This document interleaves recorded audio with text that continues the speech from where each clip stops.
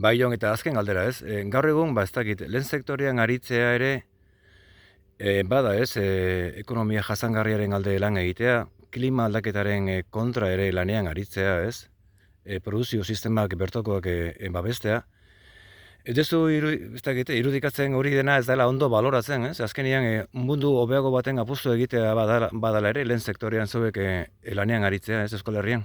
Bai, ni pentsa dut batez be Euskal Herrien holan instalazio edo produzio handiek horti bera, Andaluzien, Estremadura edo zonduko produzioak egiteko beste lekurik ez dauela. Orduen, lehen sektore honek bastante produktore txikiek, komila artean, 30, 40, 100 burura arte deuk izanak, edo 200 ardi deuk izanak, horreik, estore horren beste lurre esprimi duten, eta bertako bertako ingurue jagoten daure.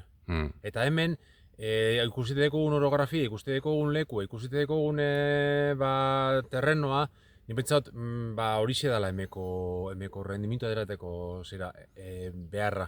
Orduen, horreri mon beharko jaukio potentzi gehiago edo inder gehiago. Zedanak abiz, edo danak godoaz, edo danak gure daure, 1000 buru, edo 500 buru, edo 10.000 txarri, edo ez dakizen bet. Eta hori hemen ezin da izin zestau lekurik. Eta egi izan hori be ez da ona. Eta gero, lehen esaten ibili garana, ekologia aldetik eta paraju, makrogranjak eta horrik ez dira ape sostenibleak.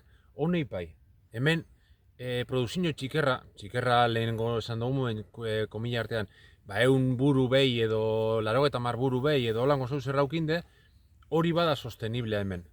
Eta horrek, garbiten dauz landak, garbiten dauz mendiek, eta egiten dugu emeko bertako lana. Eta ni pentsat horreri, ez politiko bakarrik, jente ape horreri balor bat emon betzola, eta nik ez dut ikusten balor hori emoten jakola.